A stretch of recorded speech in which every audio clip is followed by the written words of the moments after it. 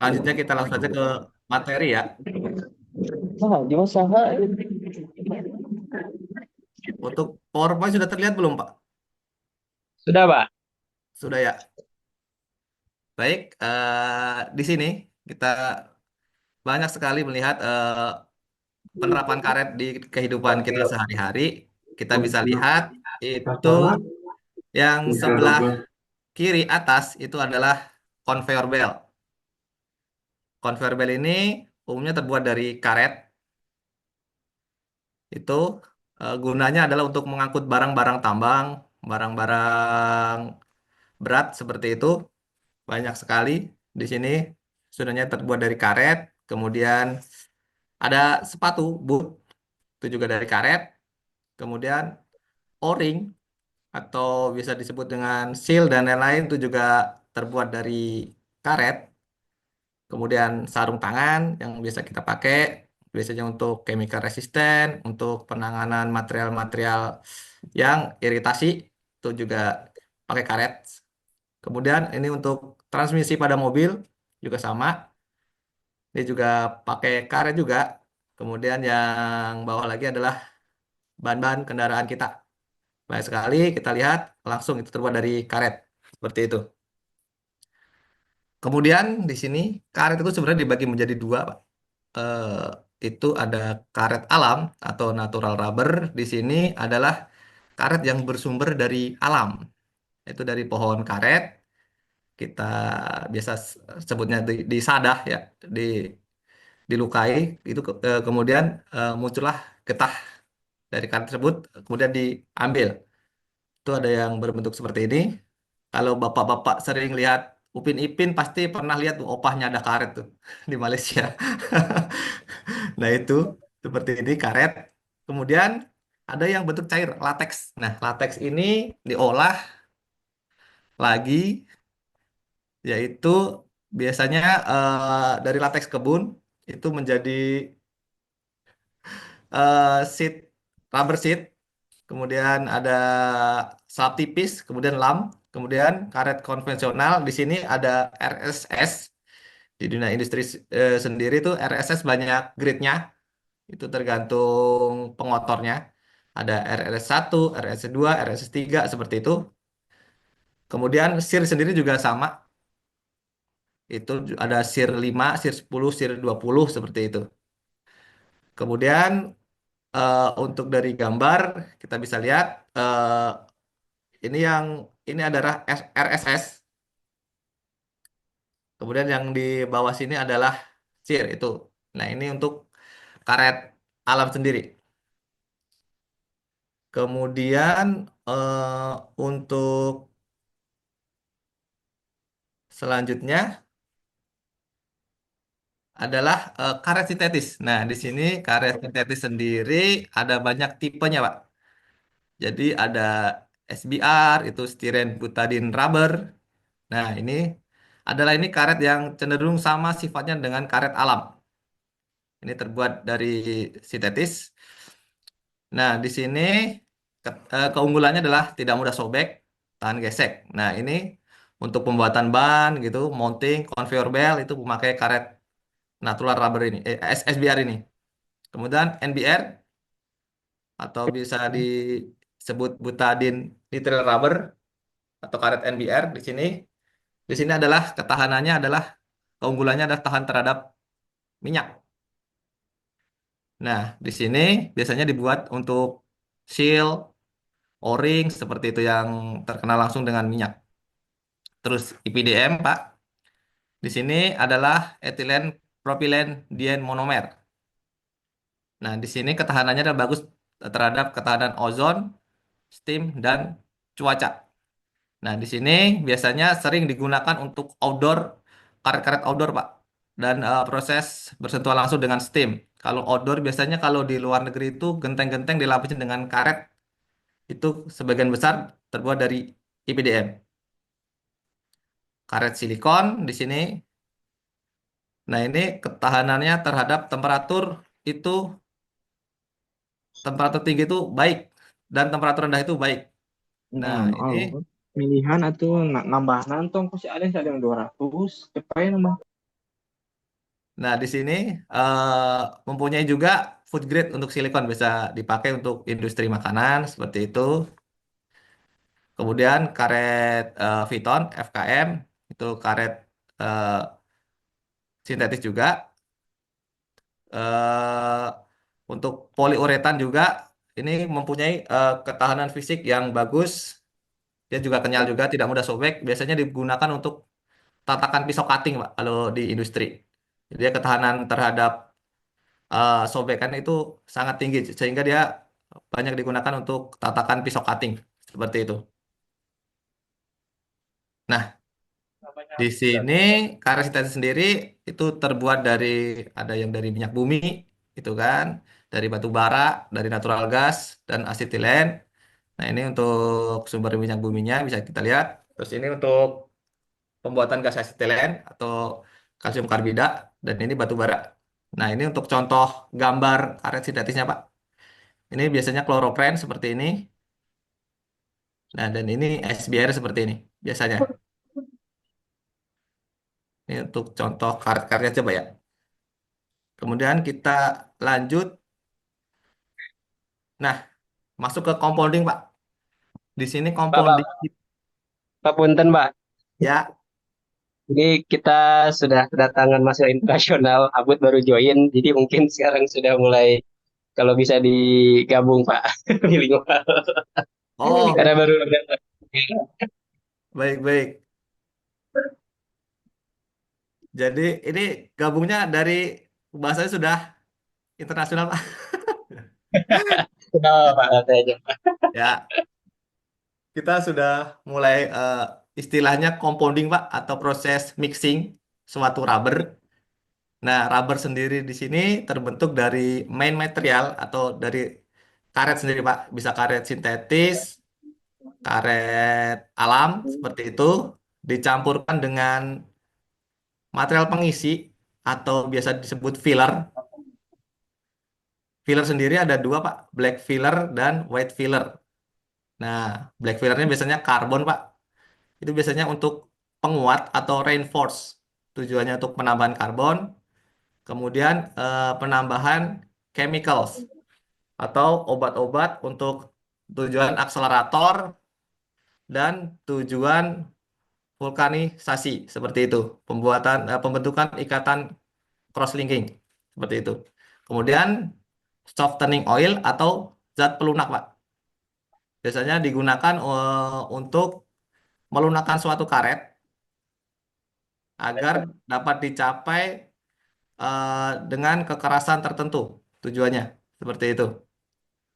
Kemudian untuk mixing sendiri, Pak, ada dua tipe, yaitu mixing secara tertutup.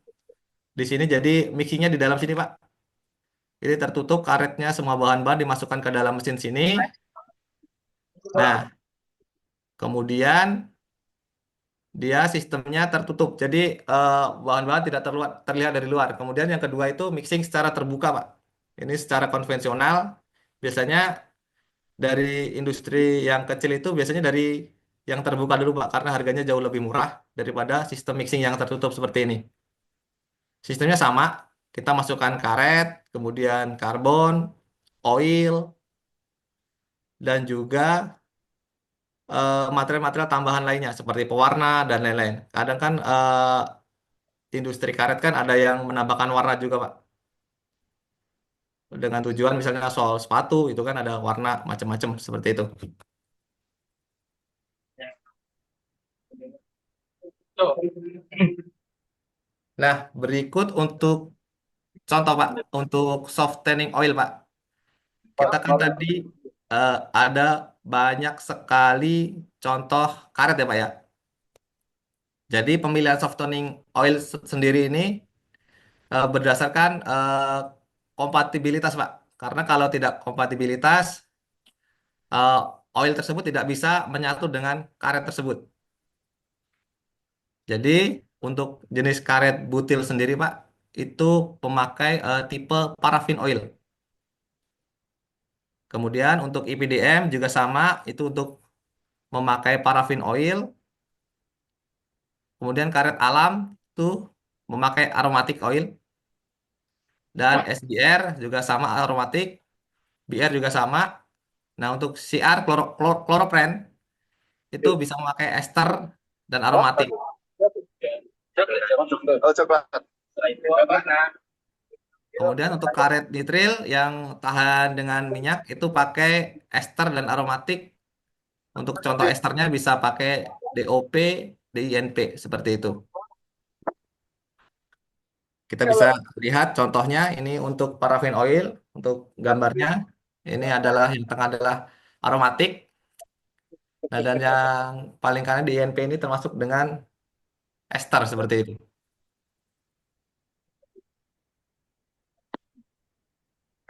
Nah, ini yang dibilang tadi untuk chemical. Ini adalah jenis-jenis vulkanisat atau pembentuk ikatan cross-linking. Sehingga karet tersebut bisa dibilang eh, matang, Pak. Jadi harus ada chemical vulkanisasi. Nah, berikut ini contoh-contohnya untuk masing-masing karet. Itu untuk belerang dan senyawa yang mengandung belerang atau sulfur itu biasanya sulfur powder langsung yang dari tambang itu yang berwarna kuning. Kemudian ada TMTD dan DMDTMD. Seperti itu untuk karet-karet, karet alam, isopren, SBR, butil, butadin, IPDM, dan nitril. Seperti itu. Kemudian untuk jenis vulkanisasi menggunakan peroxide organik atau biasa disebut DCP itu biasanya karet uretan, silikon, dan klorinet polietilen. Seperti itu. Untuk oksida logam atau biasa dipakai zinc oxide itu eh, itu untuk karet, kloropren, hipalon, dan tiokol. Nah, zinc oxide ini biasanya diproduksi menggunakan eh, eh, lempengan zinc yang dibakar seperti itu. Nanti ditangkap jadilah zinc oxide. Untuk vulkanisasi senyawa amina itu biasa dipakai untuk akrilik dan famak fluorokarbon, epiklorohidrin seperti itu. Untuk yang memakai resin fenol itu biasanya untuk karet butil.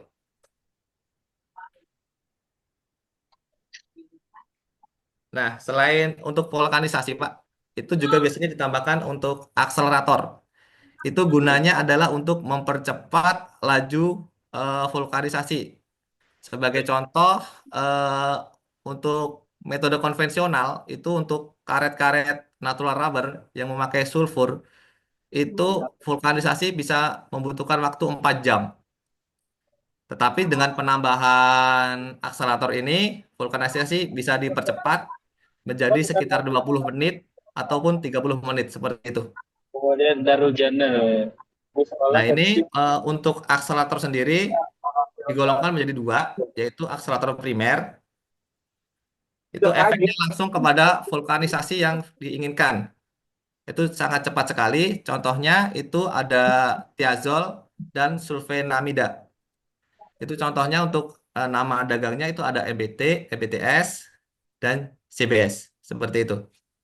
Kemudian untuk laju vulkanisasi sekunder, itu biasanya untuk tambahan pembantu untuk vulkanisasi primer tadi. Sehingga memberikan sifat khusus pada vulkanisat. Nah, contohnya tadi ada guanidin, ada tiuram,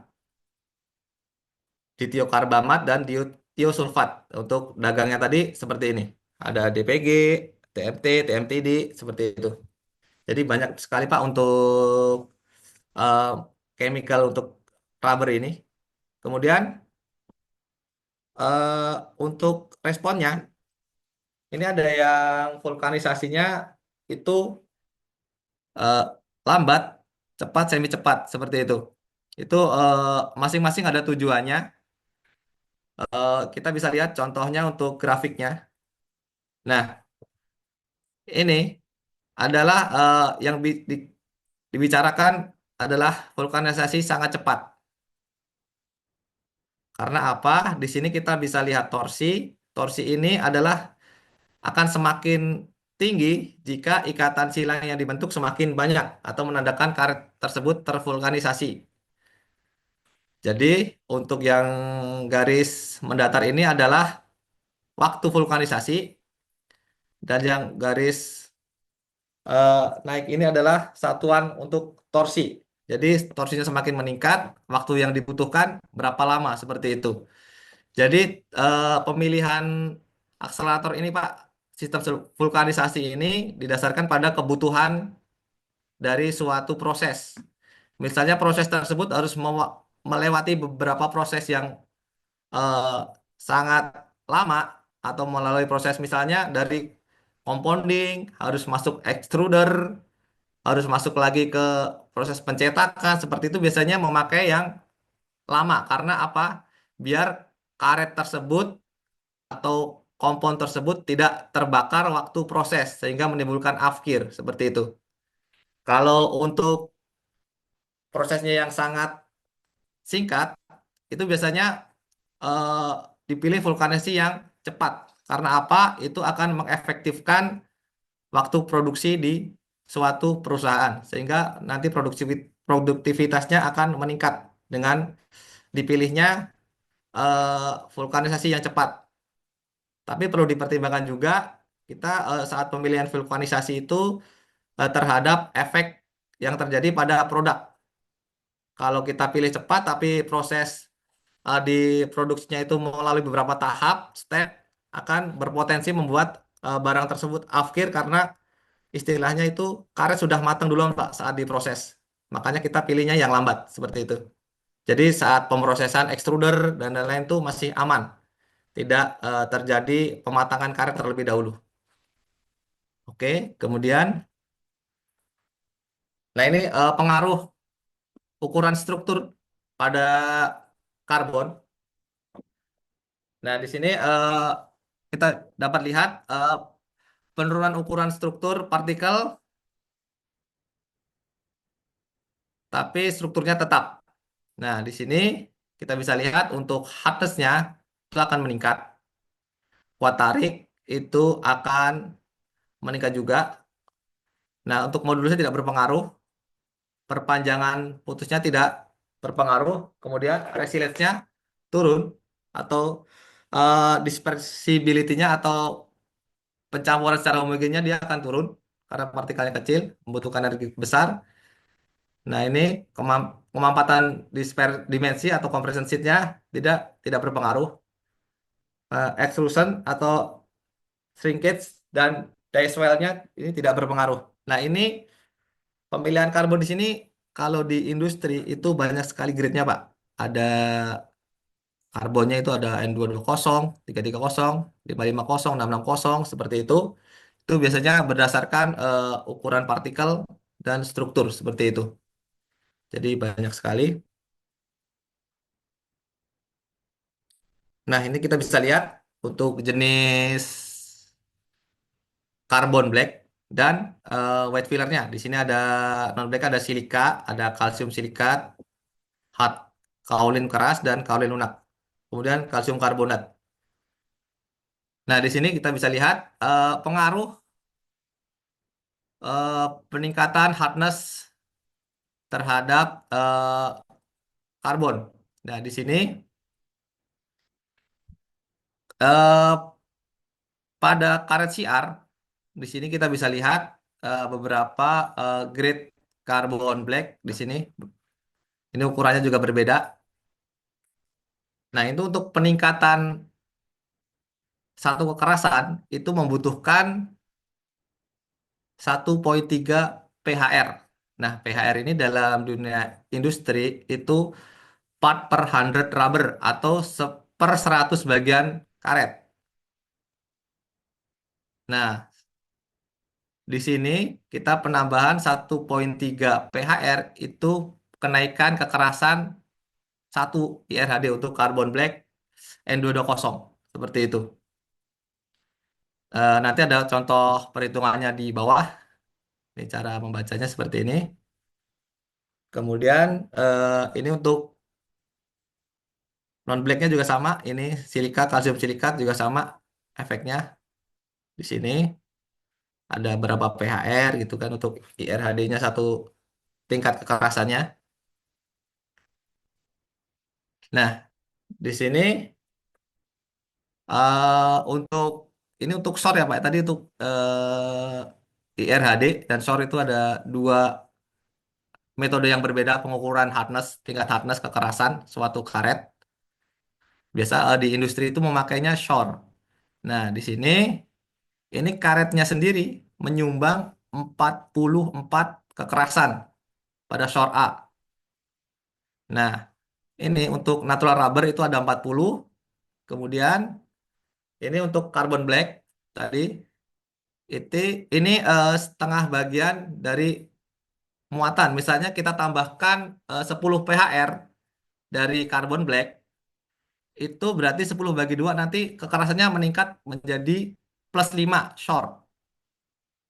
Nah, ini gunanya adalah untuk formulasi karet. Kita misalnya akan membuat kebutuhan karet dengan hardness 60. Nah, setelah kita formulasikan ternyata hardness-nya hanya 55. Berarti kurang 5 poin lagi untuk shore. Ya, nantinya kita tambahkan misalnya carbon black pada tingkat 10 pH-R. Nah, tujuannya adalah agar hardness nanti meningkat menjadi plus 5 shore A atau 5 derajat. Jadi nanti tujuannya adalah biar meningkat menjadi 60 derajat. Seperti itu. Ini adalah contoh alat ukur hardness-nya. Di sini ada shore A, shore B, kemudian shore C gitu. Nah, ini contoh perhitungannya. Ya, saya ambil dari penelitian. Nah, ini contohnya adalah formula pembuatan sil tabung gas. Kita lihat pada formula A. Nah, formula ini adalah Saya ini Pak ya. Karet alamnya ini 100 pH-R komposisinya. Nah, 100 pH-R ini untuk natural rubber, ini kan golongannya natural rubber. Itu akan menghasilkan hardness alami itu 40. Oke. Kemudian carbon black tadi 50 pH-R. Nah, carbon black ini tadi akan menyumbang setengah dari komposisi 50 pH-R, jadi dibagi dua. Dia akan menyumbang hardness-nya 25. Nah, ini pasir kuarsa ini termasuk white filler tadi. Itu seperempat bagian. Misalnya ini tambah 10 pH-R. Nah, nantinya 10 bagi 4 itu menambah hardness 2,5. Chemicals tersebut di sini itu hanya eh, menyumbang hardness 1, berapapun bagiannya. Hanya dihitung 1 hardness. Kemudian untuk oil, oil sendiri di sini adalah menurunkan hardness fungsinya.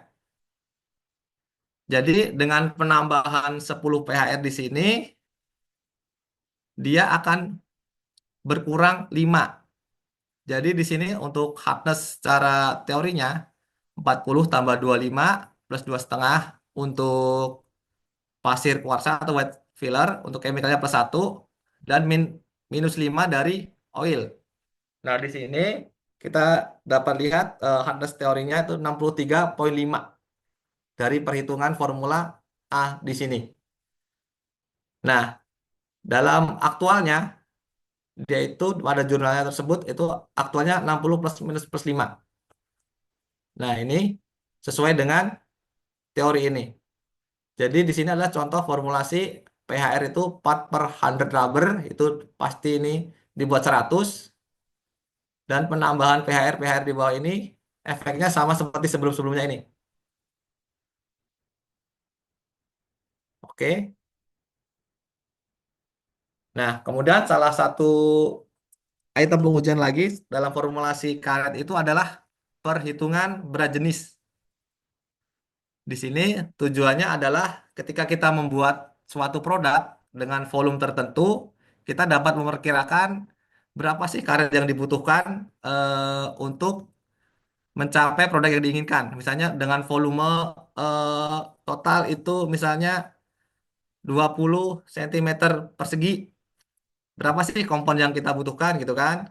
Kita kan bisa eh, hitung berdasarkan persamaan nanti berat jenis dikali volume seperti itu. Jadi ini perhitungan berat jenis suatu karet. Kita formulasikan di sini. Contohnya adalah kita bisa lihat misalnya berat dari natural rubber kita pada formula 100 gram. Kemudian oilnya 20 gram, chemicalnya itu 2 gram, ada yang 3 gram untuk zinc oxide, untuk resinnya 4 gram, carbon blacknya itu 45 gram, sulfurnya 3 gram. Ya, jadi totalnya ini ditambahkan dulu jadi 177 gram. Nah, dari material tersebut kita biasanya mengetahui di MSDS, Material Safety Data Sheet, itu untuk massa jenis material. Kita bisa tuliskan di sini. Di sini ada misalnya untuk natural rubber itu 0,92 gram per sentimeter persegi, gitu kan? Sentimeter kubik, maaf. Untuk oil, sekian, gitu kan? Nah, ini kita kalikan, nanti ketemu volume dari suatu total material. Jadi ini dikali ini.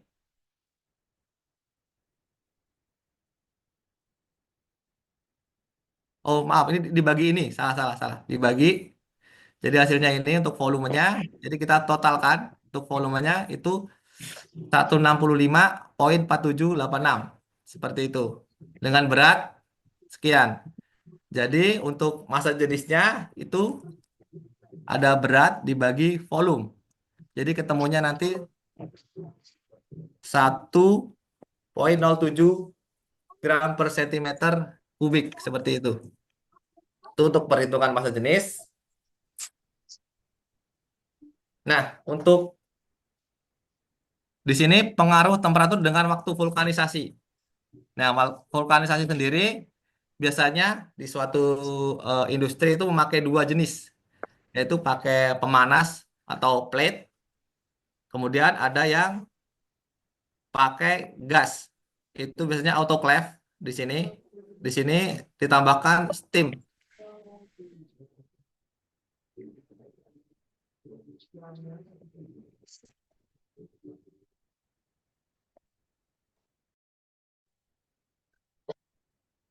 Ini kayaknya laptopnya mati ya.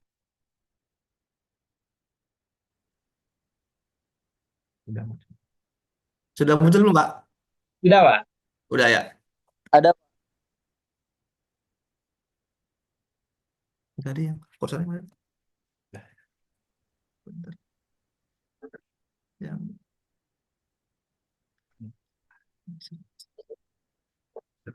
baik, Pak. Kita lanjut, Pak ya. Maaf ya, Pak.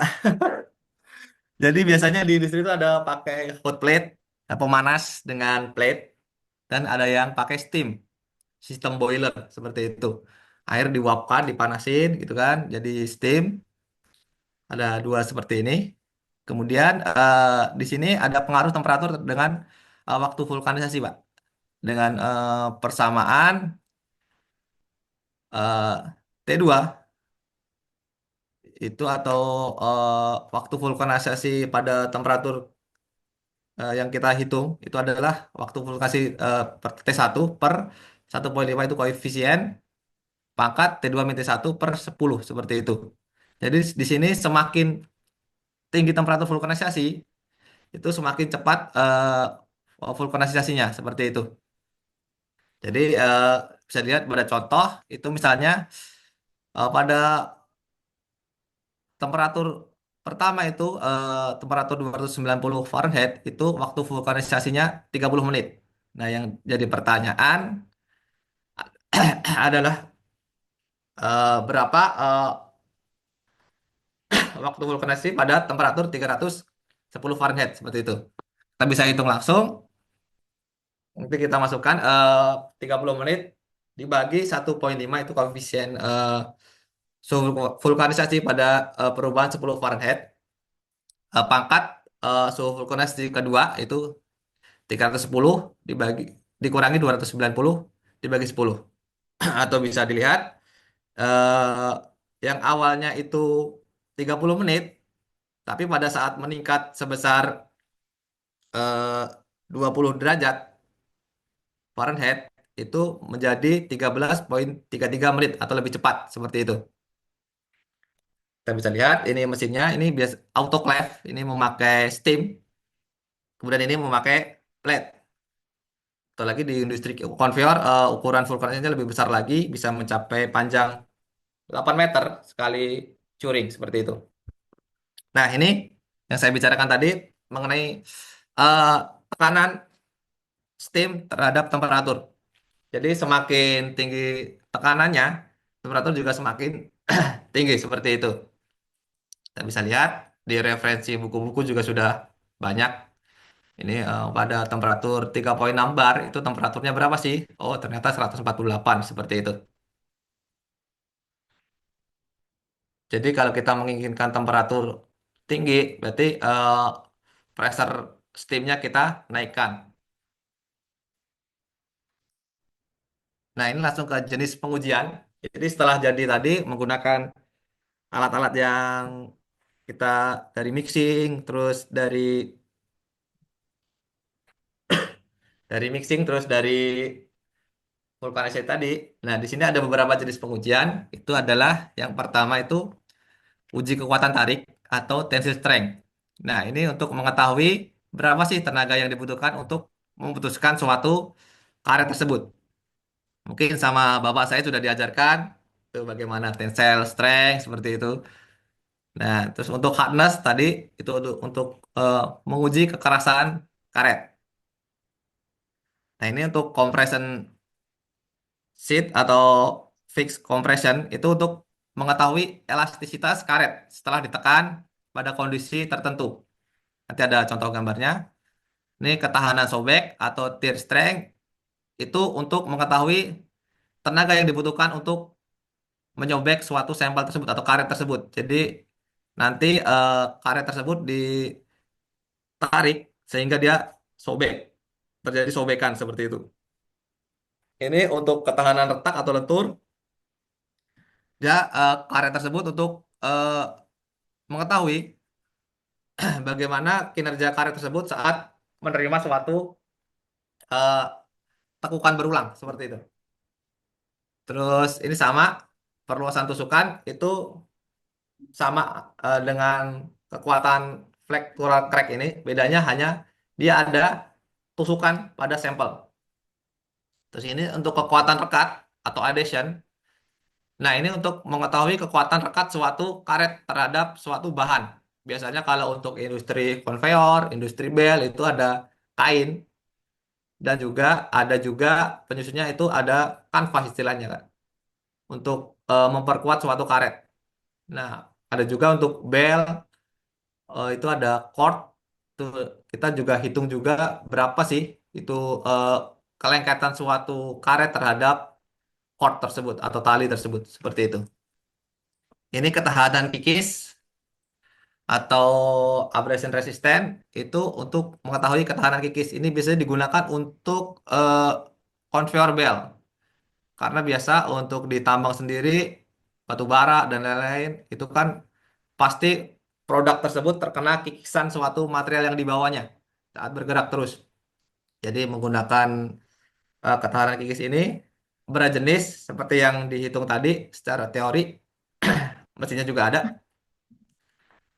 Terus kalor timbul yang dihasilkan. Nah, ini untuk mengetahui kenaikan suhu akibat beban osilasi secara terus-menerus. Jadi dia hitung kalor timbul yang dihasilkan suatu karet. Ini untuk ketahanan ozon atau ozon resisten. Untuk mengetahui ketahanan karet terhadap paparan ozon, biasanya dipakai untuk conveyor belt karena conveyor belt aplikasinya untuk di luar ruangan biasanya. Tambang, PLTU, itu kan. Terus ketahanan cuaca juga sama, hampir mirip dengan ketahanan ozon. Nah, kepegasan pantul atau bonds firmus itu tingkat serapan terhadap tenaga dari karet. Biasanya di sini untuk berapa jauh sih karet tersebut memantulkan suatu eh, benda seperti itu. Nah, kekuatan letup sendiri ini mengetahui kekuatan karet dari tekanan udara. Biasanya di sini untuk uji selang. Selang sendiri kan menerima tekanan dari air, dari misalnya dari steam dan lain-lain gitu kan, memakai selang. Kemudian edging. Nah, ini untuk mengetahui ketahanan karet terhadap lingkungan panas. Biasanya di sini memakai sampel yang dipanaskan pada suhu tertentu dan waktu tertentu. Kita lihat perubahan berapa persen perubahan performanya seperti itu. Nah, di sini ketahanan minyak dan pelarut kimia. Di sini ada grade-grade juga untuk grade misalnya conveyor belt itu ada yang tahan terhadap minyak, oli seperti itu dan juga tahan terhadap api. Nah, ini secara singkat untuk pengujiannya. Biasanya suatu industri karet mempunyai satu mesin yang dinamakan reometer atau surelastometer. Nah, di sini adalah untuk mengetahui karakter suatu vulkanisat atau karet yang dihasilkan. Misalnya, dia ada berapa sih torsi minimumnya, berapa sih torsi maksimumnya, dan berapa sih waktu yang saya gunakan untuk memasak suatu karet tersebut. Itu menggunakan mesin ini, bisa lihat mesinnya ada biasanya keluar dari Alpha, dari sini ada grafiknya biasanya dari torsi dan waktu. Seperti yang saya paparkan di awal tadi, di sini kita bisa lihat pada poin-poin kritikalnya biasanya di T10, T90, ML, MH seperti itu. Atau bisa dilihat untuk ML itu adalah torsi minimum atau modulus law. Itu letaknya di angka 1 sesaat sebelum naik. Kalau grafik seperti ini, dia torsinya waktu dimasukkan ke dalam mesin itu perlahan-lahan dia turun. Karena dia ada paparan panas, karet pasti akan melumer istilahnya. Jadi torsinya akan segera turun. Tapi seiring waktu dia menerima panas, lama-kelamaan dia sampai di mana titik terbentuknya ikatan cross-linking polimer atau saat vulkanisasi dia perlahan-lahan torsinya naik karena ikatan cross-linking mulai terbentuk. Sampailah di angka 3. Nah, di sini bisa tersebut torsi maksimum atau MH, modulus height. Nah, di sini udah tidak bisa kemana, udah dibilang ini udah maksimum, tidak sudah matang maksimum seperti itu modulusnya. Nah, ini untuk waktunya kita bisa lihat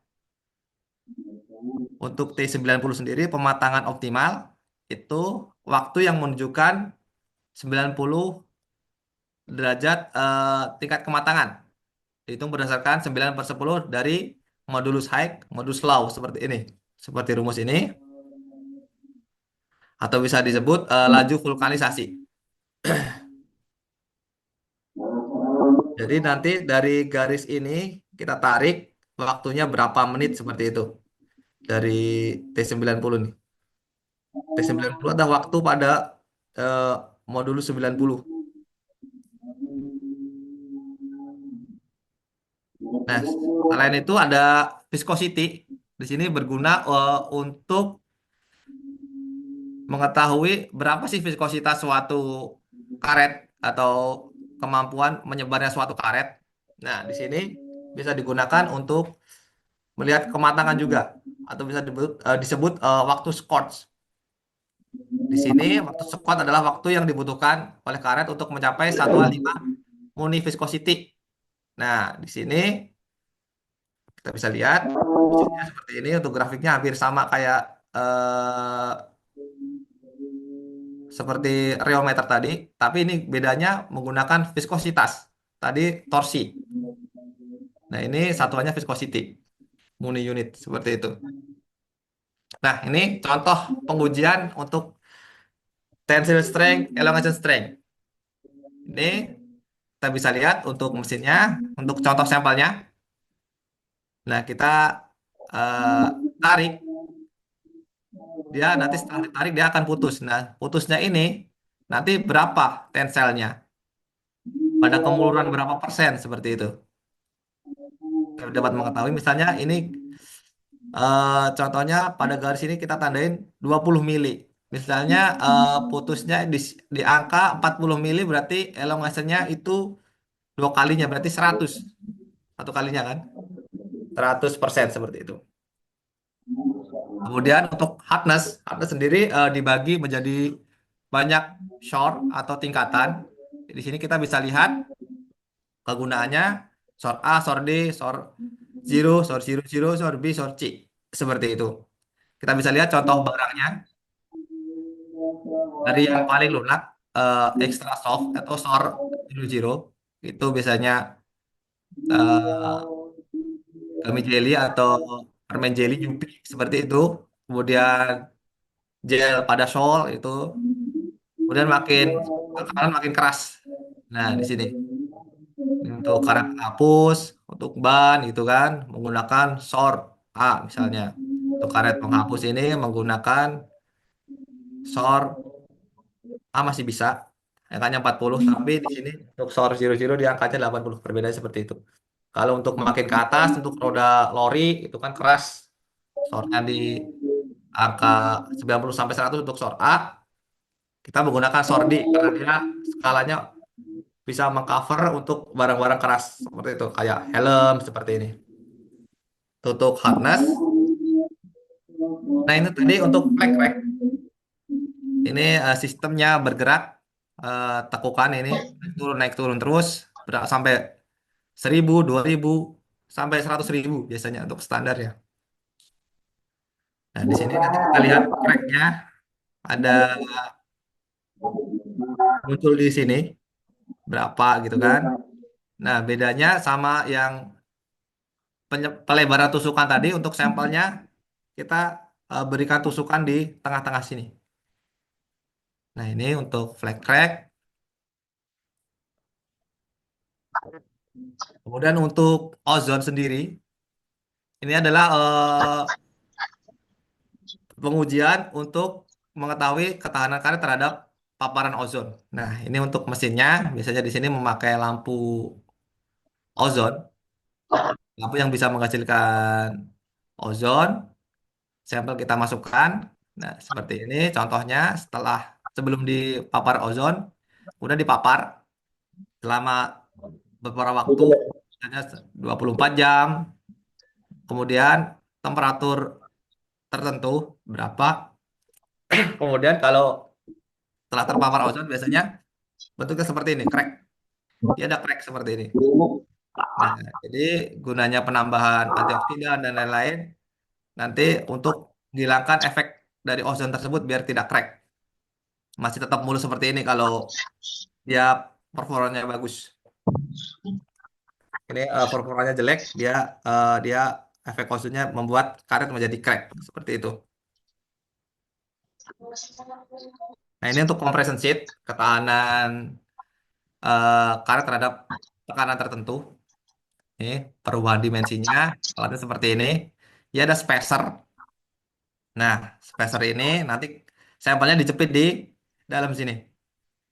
Misalnya sampelnya 7 mili, spacernya 5 mili, ya nanti akan turun menjadi 5 mili ini.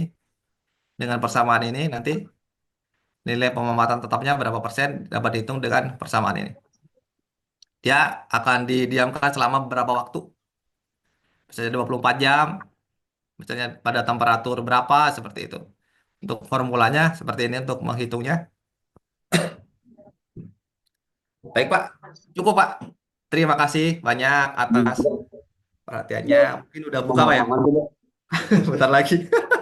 Mungkin kalau ada pertanyaan, Pak, silakan.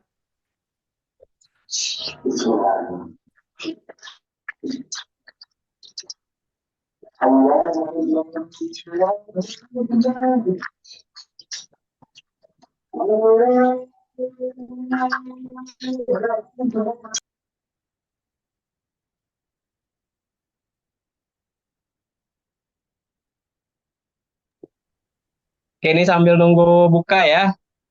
Silakan ambil makanan minumannya dulu karena sudah azan seperti Di sini mah udah ada, Pak. Udah azan Ya, Pak, sambil izin minum.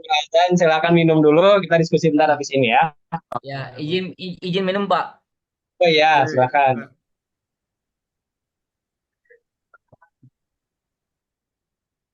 Oke, jadi tadi menarik sekali tentang karet ya, yaitu compounding ya. Jadi compounding ini lebih seperti tadi ya, komposit atau alloy kalau di logam gitu ya.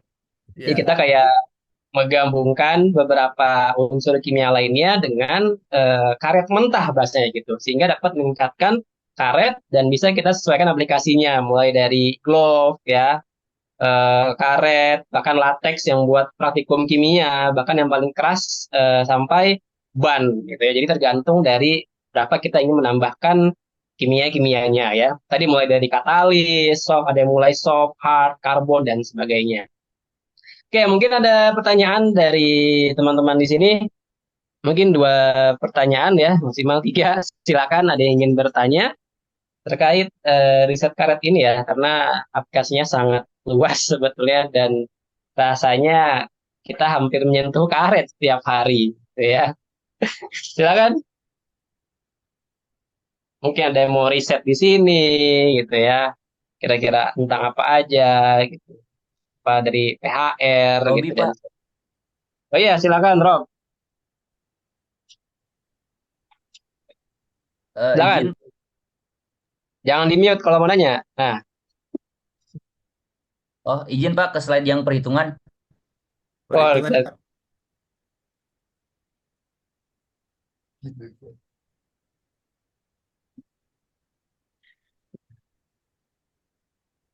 Ini, Nah, oke. yang Iya share Pak. mana ini? Ya. Pak ini langsung bertanya apa nunggu azan selesai dulu ya? ada Nunggu azan langsung dulu tanya nggak aja apa-apa. lah. Oke Pak. Baik. Bismillahirrahmanirrahim. Assalamualaikum warahmatullahi wabarakatuh. Waalaikumsalam.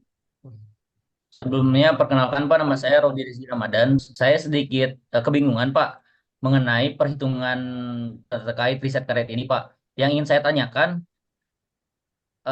kalau misalkan perhitungan riset karet ini kemungkinan besar ini tuh 100% nantinya sesuai apa tidak ya Pak? Seperti itu. Baik, terima kasih, Mas. Jadi ini secara teori ya, Mas ya. Biasanya kita ada, misalnya kita ada permintaan ya untuk hardness misalnya 80. Oke, kita desain dulu. Jadi kita hardness-nya biasanya kita cari nih yang perhitungan menggunakan hardness 80. Biasanya hasilnya mendekati, Mas. Kalau kurang mendekati, misalnya kurang hardness 3, kurang hardness 4, itu kita adjust lagi dengan penambahan biasanya karbon lagi seperti itu.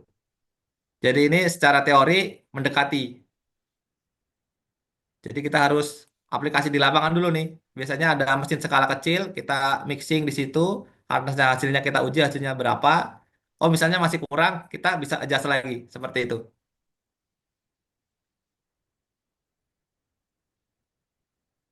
Ya, Robi, ada feedback? Mungkin jadi kesesuaian hanya mendekati mungkin kayak ini ya. Oke, iya Pak. Jadi Jelas untuk saja Ya, Pak. menciptakan suatu formula itu butuh waktu juga gitu kan. Misalnya kalau Ya, kita performanya harnessnya dari awal pasti harness dan masa jenis seperti itu. Jadi jika harnessnya belum tercapai kita adjust lagi. Gimana caranya bisa tercapai? Kita misalnya kurang 3 poin dari yang kita harapkan. Kita bisa tambahkan hardness-nya misalnya tambah carbon black misalnya 6 PHR seperti itu. Dan begitu juga sebaliknya. Jika hardness-nya kelebihan, oh berarti kita bisa kurangi PHR dari karbon tersebut seperti itu. Jadi tidak harus langsung pas seperti itu. Jadi harus ada adjustment lagi biasanya seperti itu. ya, jadi antara teori dan kenyataan belum tentu benar sebetulnya, Pak ya. Makanya di situ Ya, ada plus minus ya. Biasanya dari terus, standar terus. deviasi itu dapatnya. Betul, Pak. Itu untuk panduan Gimana? kita aja gitu. Iya. Makanya biasanya mungkin bisa 3 kali 5 kali, kemudian ada standar deviasinya berapa untuk mendapatkan toleransinya.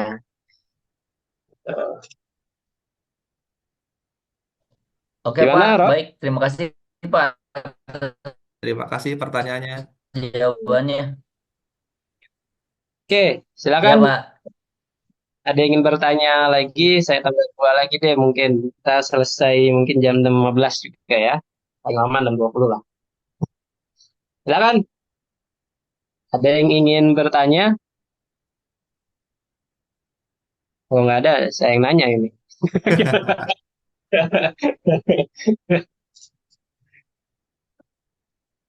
Belum ada? Oke, saya mau nanya sedikit, Pak, mengenai PHR ini ya. Iya, Pak. PHR ini kan di part 100 rubber ya. Jadi kayak Ya, 1/100 gitu ya. ya 100%-nya rubber. Jadi kita buat Ah, ah. karet itu 100% seperti itu. Karetnya Oh, sendiri. nah kalau persen itu kan dia ada maksimal 100 Pak ya. Kalau PHR ini Ya, maksimalnya berapa ya, Pak? Atau memang tidak ada batasan kekerasan itu bisa naik terus gitu? kalau untuk PHR sendiri itu sebenarnya tidak ada batasannya, Pak. Tergantung dia mau nyampur apa enggaknya gitu. Oh Misalnya iya karet iya iya. sedikit, fillernya banyak, pasti nggak nyampur. Pasti ada nggak yang masuk ke sistemnya karet seperti itu. Tapi untuk perhitungan itu seolah-olah dari rubber itu dihitung 100% seperti itu. Tapi untuk penambahannya, PHR itu hanya untuk mengetahui berapa penambahan hardness-nya, pengurangan hardness-nya gitu. Seperti itu. Jadi memang by teori itu pasti meningkat Pak ya, walaupun ada titik jenuhnya juga ya Pak ya. Karena Ya, kalau pasti titik jenuh ada.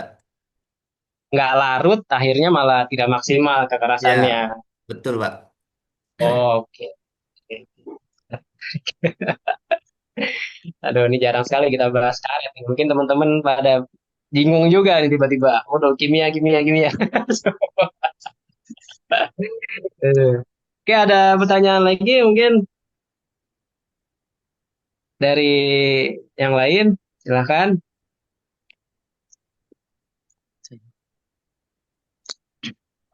Kita angkat tangan. Hah? Boleh bertanya?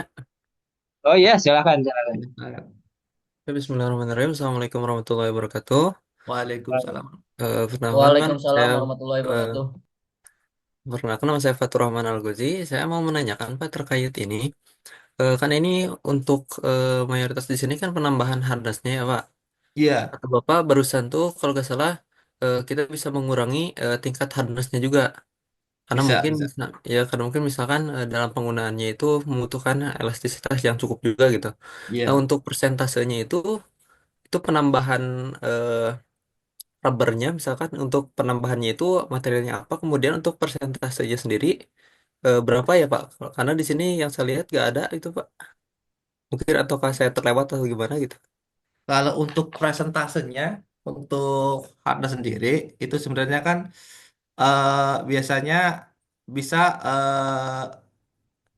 2 kali lipat dari karetnya untuk karbonnya ya.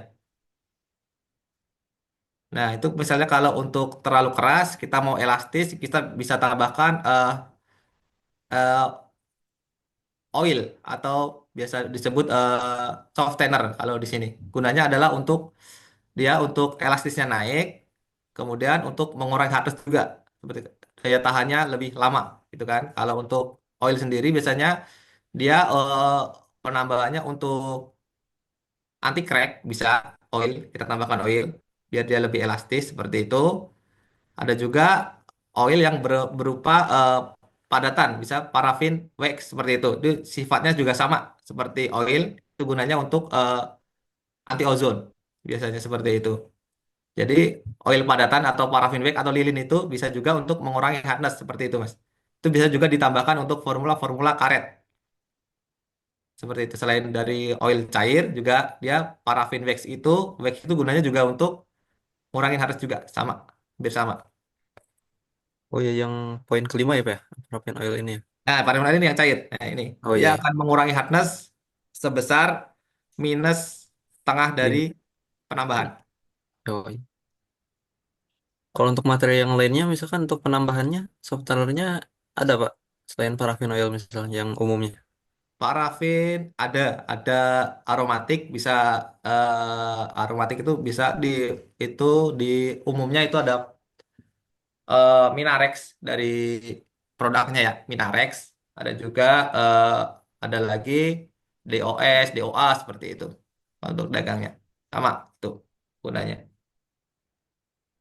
Baik Pak, kalau gitu terima kasih. Ya, sama-sama. Berarti ini PHR ini lebih ke seperti masa Pak ya? Ya, 100. seperti persentase dalam suatu formula, Pak, istilahnya kan. Tapi ini sebagai acuannya, karetnya 100 dibuat 100, seperti itu. Oh, ini emang agak unik ya. Ya, Bukan persen, bukan gram, tapi PHR gitu. PHR dia. Dia secara umum PHR, berapa penambahan PHR, dia akan menambahkan kekerasan berapa, seperti itu. Makanya Berarti di sini, Hah? Gimana Pak? makanya di sini karet itu dibuat 100, Pak, 100 PHR. Karena formula ini biasanya penambahan untuk 100 PHR karet. Seperti keterangan Hmm, aslinya ini. Nah, ini 100 PR karet kan. Nah, ini penambahan carbon black itu setengah dari muatan. Misalnya tambah 30 PR itu hardness-nya bisa nambah lagi 15 seperti itu. Makanya ini setiap 100 PR karet dengan penambahan misalnya carbon black, softener seperti itu kan. Seperti itu. berarti kalau contoh di part yang A tadi Pak, itu ini saya misalkan ada 100 gram karet alami, ada 5 gram. Ya, Begitu Pak ya? betul. Oke, oke, oke. Saya jadi nggak bingung sekarang ngeliat jurnal karet ini. Nah, Kenapa 100 ini? ya nanti Alasannya ya. langsung gram kan. Tapi kan biasanya kapasitas mesin kan ada yang 100 kilo, 200 kilo, gitu kan, 75 kilo, kita tinggal konversi aja Pak dengan pembagian PHR ini. Sip, sip, sip. Oke, oke. Dan catatan ini operasinya sekitar 290 Celcius, Fahrenheit ya, berarti sekitar 140 Celcius ya. Jadi bukan suhu kamar. Nanti ada yang nyoba-nyoba suhu kamar ya kan. Kok Aduh, ngaruh sampai kok. sampai tahun depan nggak mateng Pak itu. Ya, gitu ya. Jadi ini ada tempat operasi. Ya, tadi bisa dicek atas lagi. Oke, kalau tidak ada pertanyaan lagi, mungkin bisa saya cukupkan ya.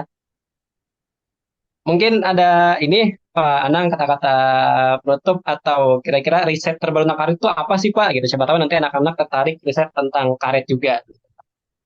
Baik Pak, terima kasih. Kalau untuk perkembangan karet sekarang ini, kebanyakan dia ngambilnya yang natural Pak ya, biasanya. Tapi itu kan energinya lebih terbarukan gitu kan. Kalau yang sintetis kan bahannya dan bahan-bahan yang terbatas Pak. Tapi sekarang ini di Indonesia itu kalahnya itu sebenarnya karet-karet itu sama kelapa sawit, Pak. Sumbernya pasti akan habis gitu kan.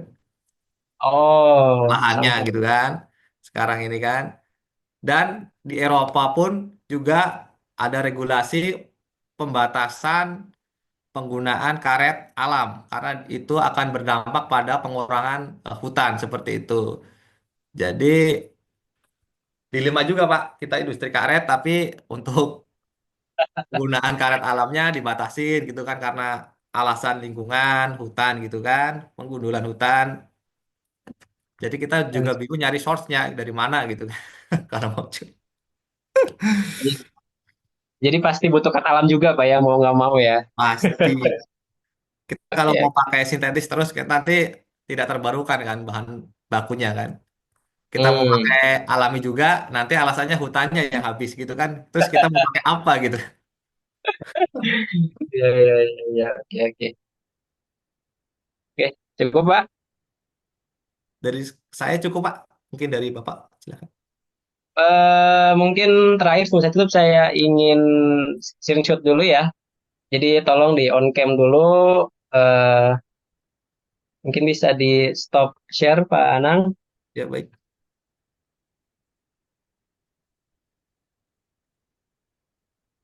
Bentar Pak. Silakan yang lainnya. Oh, siapa tuh bertiga nobar itu ya? Ya, sekali Pak ya. Baik, Pak. Wah, Meriadus sama ini Kemana berdua sih? ya. Oke, Mana on kamu orangnya dengan tolong. Kapan ini? Aduh. baik. Saya izin screenshot ya, Pak Anang. Baik. Oke, satu, dua, tiga. Oke, mungkin saya simpan dulu fotonya.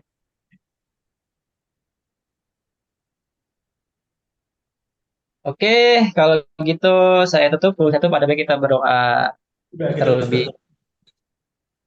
Silakan menurut kepercayaan masing-masing, berdoa dimulai.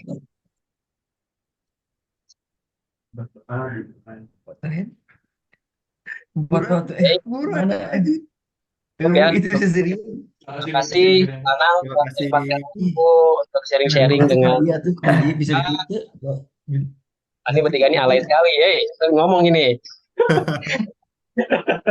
Nah, jadi saya ucapkan minal aidin izin ya, mohon maaf lahir dan batin semuanya. Sampai ketemu setelah Lebaran gitu ya. Sampai jumpa. Terima kasih. Wassalamualaikum warahmatullahi wabarakatuh. Waalaikumsalam warahmatullahi wabarakatuh. Terima kasih, Salam Pak. warahmatullahi wabarakatuh. Saya tutup ya semuanya.